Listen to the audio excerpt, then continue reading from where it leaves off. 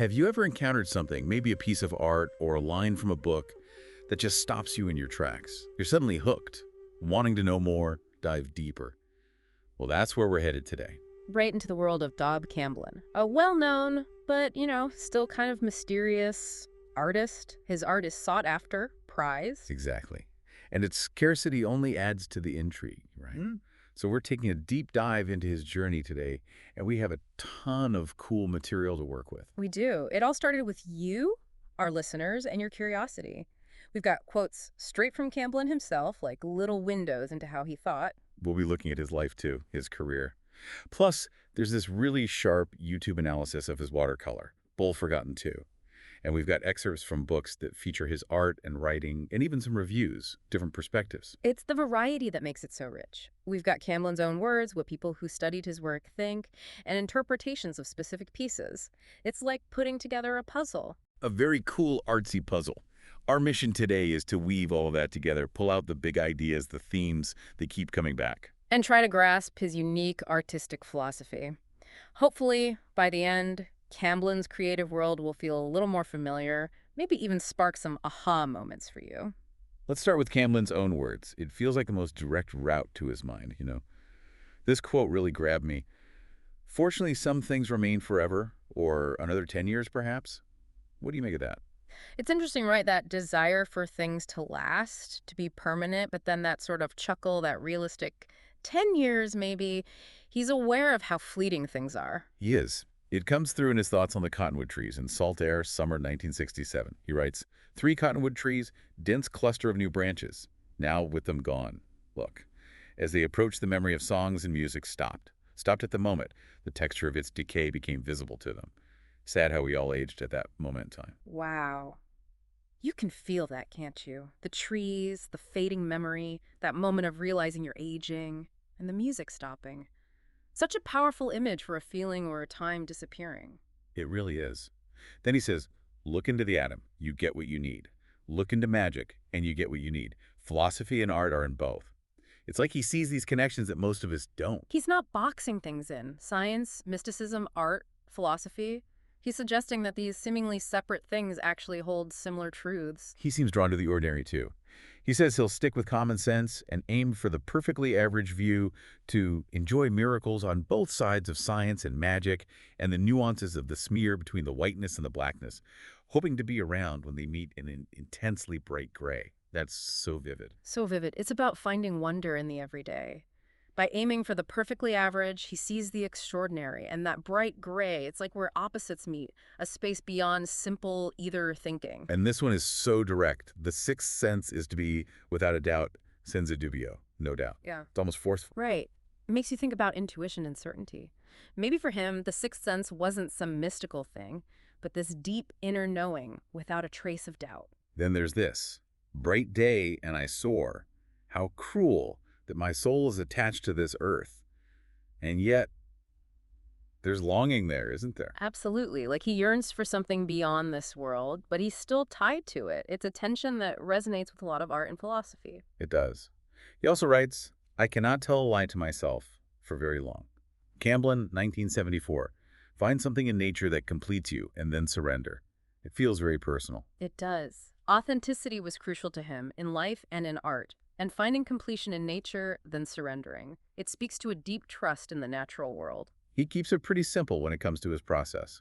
The light is all you need. The end is to evolve by doing the best you can. The means is to amplify what you're doing and believe. He's distilled it down to the core: observation, growth, belief. It's a powerful statement about creation and surprisingly straightforward. These next lines are a little more cryptic. "In the balance, patience and yet. Freedom again and yet. In silence, the reality can be maintained. In the reality, the pain that I move away from. True love moves to indifference to protect itself.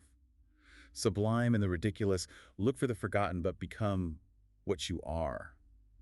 Less only is. It's dense." There's a lot in there. This balancing act of patience and freedom, finding reality in silence. His view of love is complex, moving to indifference for protection, and sublime in the ridiculous. He finds depth in unexpected places. Less Only Is could be about minimalism, about getting rid of the non-essential to find truth. There's so much to unpack there. He also talks about how his view of art has changed. Art is not just images. Art for art's sake has become art for life's sake, or art for my sake, or art for survival's sake. It's a big shift. He's moving away from this detached just for beauty view of art. It becomes a tool for living, for expressing himself, for survival even. This next quote feels very zen. Step off the train of thought to find the power that is no power, to do the work that is not work, to laugh the true laugh. Bending is not bowing. It's about letting go of that linear logical thinking. It's about finding a deeper awareness, effortless action, resilience, and integrity. A lot packed into a few lines. A lot. And then these. When you think, don't act. When you act, don't think. What are the implications there for creativity? I think it's about presence. Give your full attention to thinking when you're thinking, but when you're creating, act instinctively. Don't overthink it. Don't get stuck in your head. He's also got these beautiful observations, almost like haiku.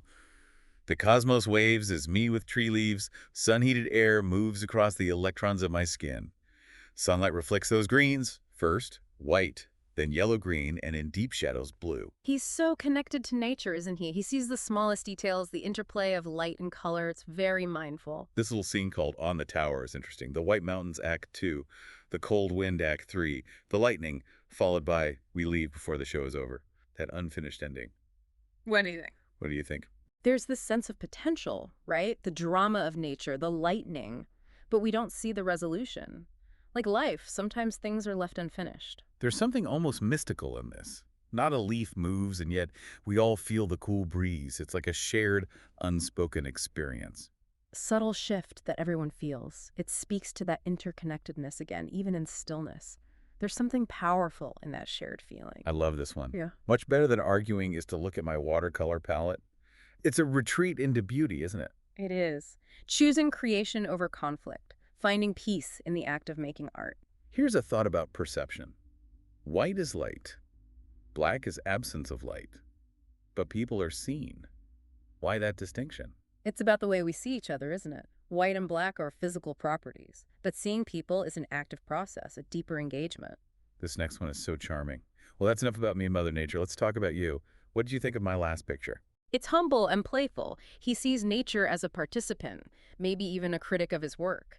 Like he wants his art to resonate with the truth of nature. This is like a peek into his mind. 5 thoughts crashed at South Blavid and Mandel. 1. A girl in a white dress 2. Jumbo board 3. Mother Nature 4. Painting a classroom in the ghetto 5. Haiku, no one was injured. It's so random. It's how our minds work sometimes, these random connections and thoughts, jumping from one thing to the next, from a visual to a concept to a specific action. I love these. When you end an argument with a pessimist, you say, you're absolutely right. With an optimist, you say, it's a banana.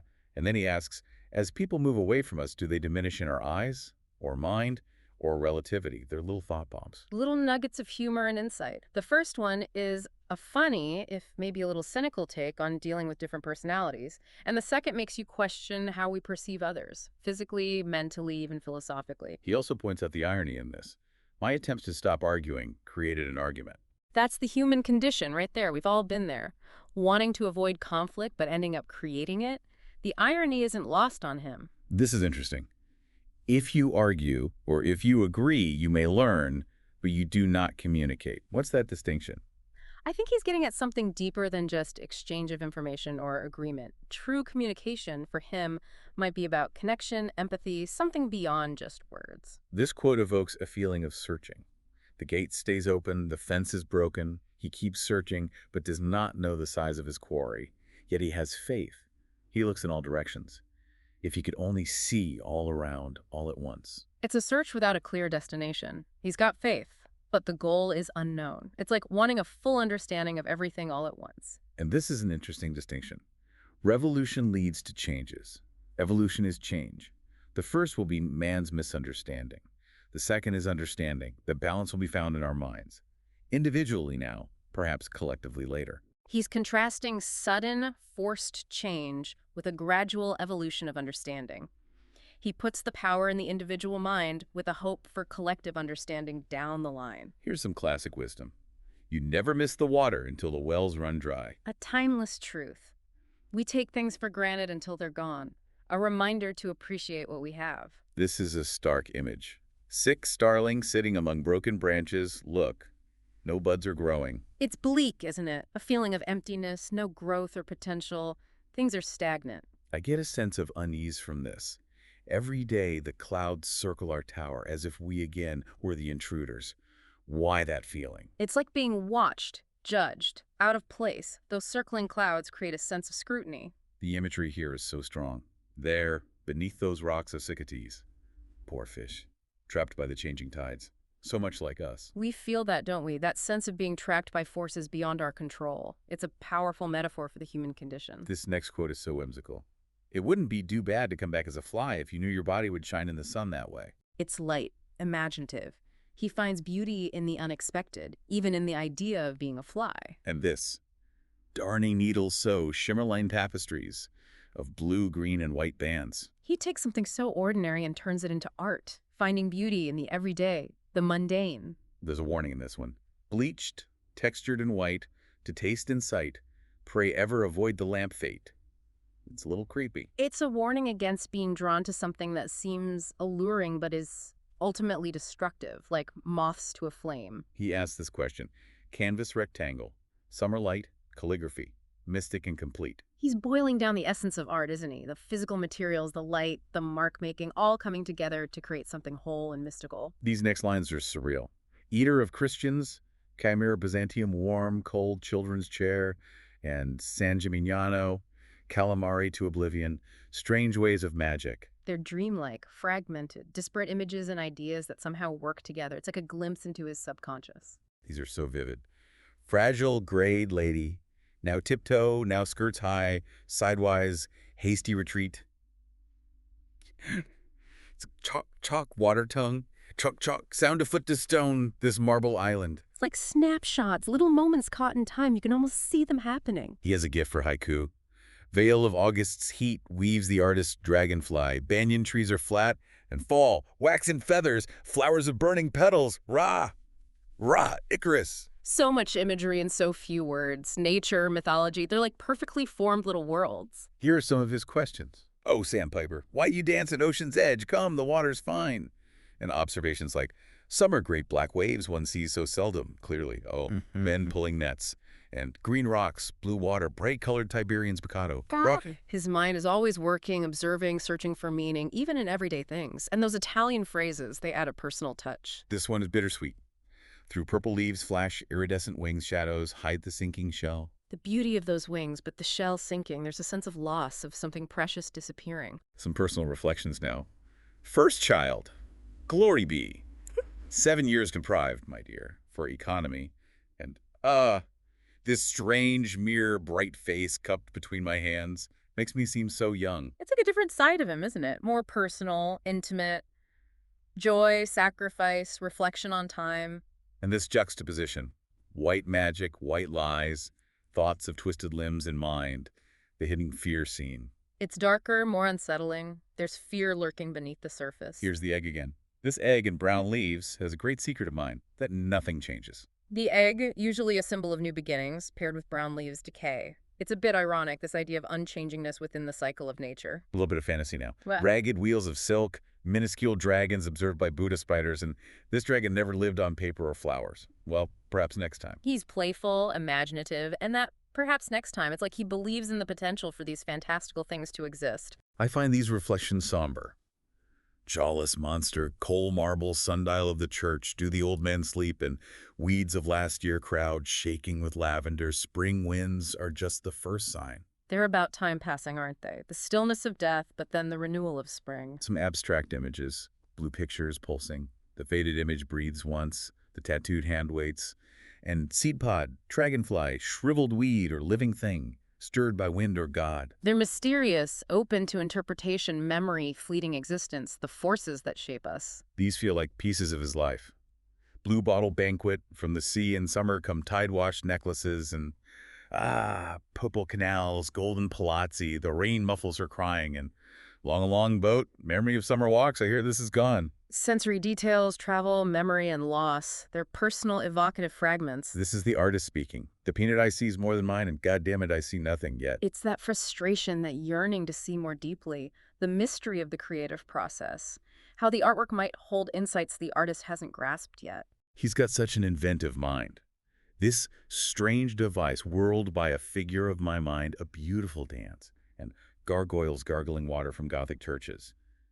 You missed me that time. It's like he creates these fantastical worlds in his mind, a blend of real and imagined, so playful and full of detail. And this, off the shore, fragments of a memory are found, bones of Icarus. A poignant reminder of ambition and its potential consequences, the fall from grace. He could find meaning in the everyday. Hammock facing west, fingers knit to block the sun, become burning twigs. It's how our perception can shift, isn't it? A simple act turning into a vivid image. He's pragmatic about memory. Nostalgia like guests and fish shouldn't be kept too long. The dredging of memory should only function if it serves to jog the archetype crevices of the reptilian brain. It's a functional view. Don't dwell in the past for too long. Use it to understand the present. This is a powerful statement. The artist today is the only free agent. He's not committed except so much as he desires it. It's about autonomy. The artist's freedom to create on their own terms, without external pressures. Here's a reflection on art and belief. We may be moving to a participatory type of art. Religion. Belief. If I believe in ghosts, I don't have to see one. If I believe it's art, then it is. If I believe that I am completely thing-leave, then I can't be convinced I'm not. It's about the power of belief, isn't it? How individual perception shapes our reality, especially in art. He connects these different aspects. Faith can aid and hinder, so can discipline, so can communication, so can being in Camblin circa 1968. They're all double-edged swords, aren't they? Those things that can lift us up can also hold us back. And his definitions. Art is and it isn't, and now everyone knows.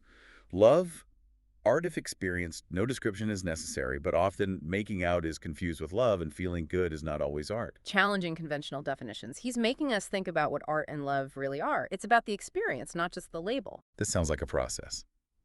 Resist and submit held in perfect balance figure 4. 4 times into the thing and 3 times back again. Stay out the last if lucky. 4 times the trap is sprung and 3 times the quarry flees. Changing bait, the last time. 2 times the figure 4 and multiply my mistakes, the last time to infinity. When understood, all truth is funny. It's about cycles, repetition, learning through trial and error. That changing bait suggests adapting, trying new approaches. And that final line, truth becomes less serious, even humorous, when we truly understand it. He advises, don't let the demon of being right get in. Flow and think of what you are doing, not what you plan to do. Step off the train of thought. Again with the letting go. Stay present, don't get bogged down in planning or needing to be right. This has a bite to it.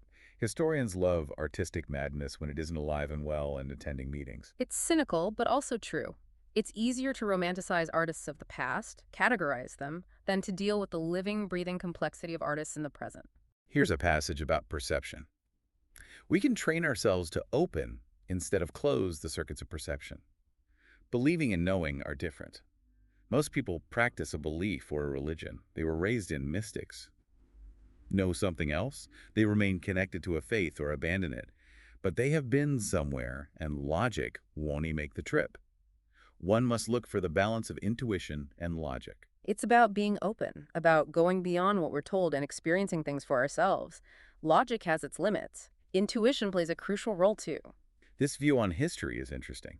History is believable when it is creative. Awareness can soften the shock. Familiarity allows us to participate. Creativity allows us to go beyond. It's not just about facts and dates. It's about engaging with history creatively, using our imagination to connect with it on a deeper level. He sees cynicism as a negative force. Cynicism is a type of creativity gone destructive and ego-oriented. We all are creative, but we lose our magic in understanding everything instead of knowing. Cynicism, while creative, can block us from a true intuitive understanding. He values knowing over simply understanding. I love this metaphor. Pushing up, slowly as a tree growing effort of will. See the master heaping up of small things, no blame. It's about persistence, dedication, learning from those who came before us. No blame, just a focus on continuous growth. And his approach to art. Draw, teach, search, reveal, always framed in paradox. It's all about the process. creating, sharing, seeking, revealing. And those paradoxes, they seem to be essential to his creative journey. He's critical of the art world, the need or thoughts on eccentric works. One must go back to the unknown and naive approach to art. We have been seduced by history, critics, and a very affluent but weird culture. There are no nuances remaining in the world. Identification is the aesthetic. Pass quickly on to the next slide, please. He's calling for authenticity. He feels the art world has become too focused on trends, history, wealth. He wants a return to a raw, more naive These approach. are great. A critic is a legless man who teaches running. Innate need to make marks before weapons need and enjoyment, as children letters and numbers from pictures nonverbal in a time of many words. Those analogies are spot on. He sees a disconnect between theory and practice. And that second one reminds us that artistic expression is primal, predating language. This is about intention. Intention forced studies quantity, not quality. Artists help historians the same way adults help children look for Easter eggs. He's not a fan of forced or commercially driven art. He sees true artistic creation as a process of discovery, leaving clues for others to interpret. He talks about facility. Facility is like the Midas touch. There must be a correlation between the emptiness of some art and the efforts of critics and historians to fill it. Technical skill without substance can be empty, and then critics come in trying to find meaning where there is none. Here are his thoughts on contemporary art. The visual arts have finally become non-visual. Zazen, the aimless mind, focuses itself. It's a critique, isn't it? He sees some art as being too conceptual, detached from the visual experience. And that comment on Zazen, it's about finding clarity through releasing intention. This is an encouragement to create freely. Play the game as if your life depended on it. Why fear and doubt in a harmless course like drawing? There are action experiment drawings for discoveries on paper. There are slow analytic drawings for discoveries in the world. There are conceptual drawings for the discoveries in your mind. Emphasis on the drawing as nonverbal. Emphasis on the concept as nonverbal, Paul. Words are natural in a haiku. The idea is simple in a haiku. The reaction is more. Create without fear, explore different approaches. Drawing can lead to discoveries on multiple levels, and he's stressing that nonverbal element, the feeling, the reaction that goes beyond words. He talks about an internal compass.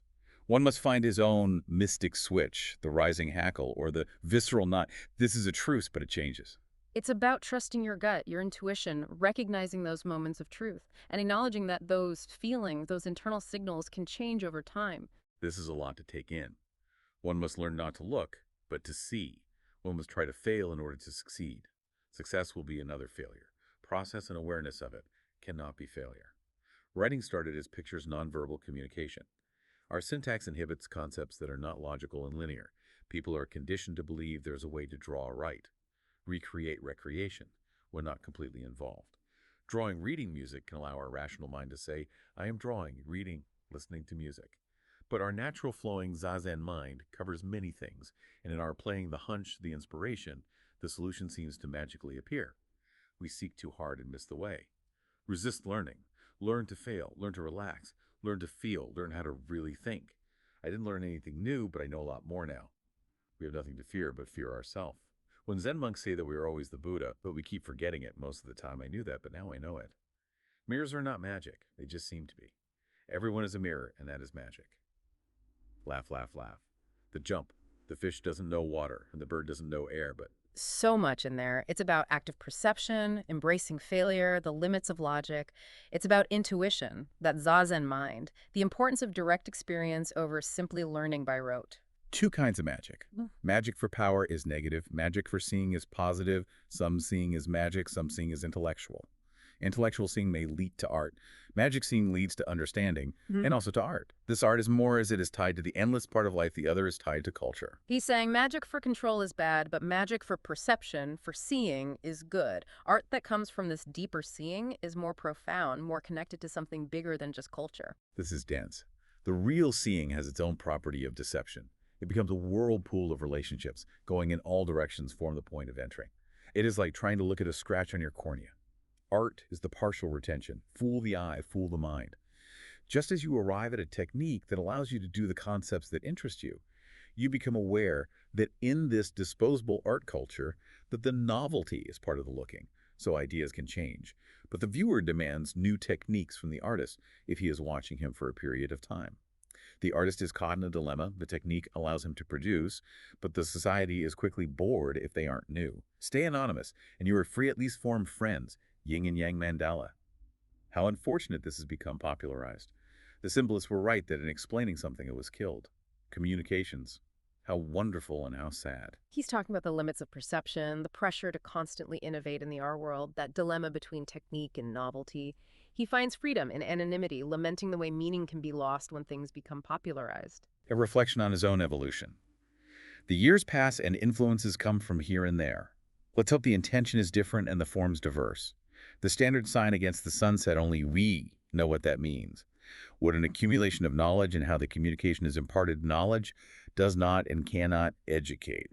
The feeling cannot be transferred except by experience. The statement as such is limited unless it can be reaffirmed generation after generation. I must accept the fact that the idiom I find shallow, might I say, might communicate in 100 years. He recognizes the influence of time and experience. He's hoping for continued growth and change. And that standard sign, it highlights the deeply personal nature of art and how true understanding can only come from direct experience. This list is striking. White crystals, white salt, white wing, white bones, dry as feathers, dried flesh, dried rocks, dried sand, dead bird, dead lake, dead sand, dead land. It's stark, almost desolate. Themes of mortality, the remnants of life. Some practical advice here. In making the best of it, one should remember, there are no mistakes. You are doing the best you can, and mistakes are nature's way of telling you to trust your instincts, or the next mistake could be really bad. Pride goeth before a fall. Shakespeare cause and effect and reverse it. Loss of pride causes the fall. Too much pride causes the fall. The fall causes loss of pride. The fall causes too much pride. Camblin, circa 1974. Be kind to yourself. There are no mistakes, just learning. And that breakdown of the pride goeth before a fall. It's about the complex interplay of pride and failure. Another great metaphor. Two bits of a hologram arguing about which is the biggest instead of cooperating and looking at the picture with more detail. First chaos, then order, chaos, order. Or vice versa, hologram. The whole message, we are no longer shadows on the cave wall, we are holograms, and the more we get together, the clearer it becomes. He's emphasizing the importance of collaboration, of seeing the bigger picture. It's about breaking down those individual ego barriers and working together to achieve something greater. Thoughts on time and the universe. We approach an edge of real time and await the inevitable necessity. See the universe as finite and steady state, or more of the same at a higher order, or all at once. Solipsists aren't crazy, they just misunderstand. Being aware of history, we are in fact living in the past, present, and looking into the future. It is a focus for Hilbert Space, since we all are here for one reason: to dream of how it works, and to bark and sing in harmony each with our own limited instruments. Deep stuff. He's grappling with cosmology, the nature of time and reality. We're all connected, each playing our own part in this grand dream of understanding the universe. Contrasting images here. Time travel at the speed of enlightenment. Watching like a hawk. Flying in great circles, lazy yates of thermal updrafts, up above us and below us we watch. He is doing what he has to do, but he is not earning a living. He is free as the wind in his nature. He will find food in the process, and his IRM, inner rhythm movement, will connect, and he will kill, mate, etc. But most of the time he will be riding the currents of the territory. The snake has another was a patience of less movement. The path of least resistance is complex for humans. The hawk and the snake, two different approaches to life. The hawk, soaring, free. The snake, patient, still. For humans, finding that path of least resistance is more complex. A poetic journey. The way back, long silence, melting rocks, infinite space, eternal time. A point of return. A cycle, a beginning, an ending, the next step, and the next, an action required, a link to the past, a thread of the future. It's beyond time and space, isn't it? Yeah. A return to the essential elements of existence. Here's an intriguing story. What was Louis Sullivan doing in the broom closet? He was Irish and knew the meaning of honor, a blessing and a curse. A mystery. Honor leading to confinement. The mention of Louis Sullivan adds another layer. Different ways of being. Some crutches are wooden, some are gold. Futility and provocation at war with one another, not important. Be free. Dolce far niente. Carefree idleness. He's advocating for freedom, a release from struggle. Embrace the pleasure of doing nothing. A powerful image. A phoenix frozen in a salty shell, unable to burn itself to a new life. Trapped in that chrysalis of soda sand, baked, not burned by desert dryness. It waits with its eternal mineral egg for the hatching fire. Its potential unrealized. The phoenix, trapped, waiting for the chance to be reborn. What is meaning? When each time comes when it is said and the meaning revealed, we find it is an empty ribcage full of sand. We were not deceived, the living was the meaning. Those salty wings are residue for those left behind to ponder and fret about at the end. The meaning isn't in the destination, but in the journey itself. The living is what matters. A cosmic perspective. Yeah. It folds back into itself some 80 billion years from now. The bird and I will sit and wait for that magnificent pulse. It's immense, placing our existence within the vastness of time and space. Now we come to other voices, echoing Camblin's ideas. Seeing his thoughts reflected in other great minds. Shinichi Suzuki said, "Art is not in some far-off place. A work of art is the expression of a man's whole personality, sensibility, and ability, and art expresses man, and art exists for the human species." I think that all the people who love art, those who teach art, and all of you should burn with the obligation to.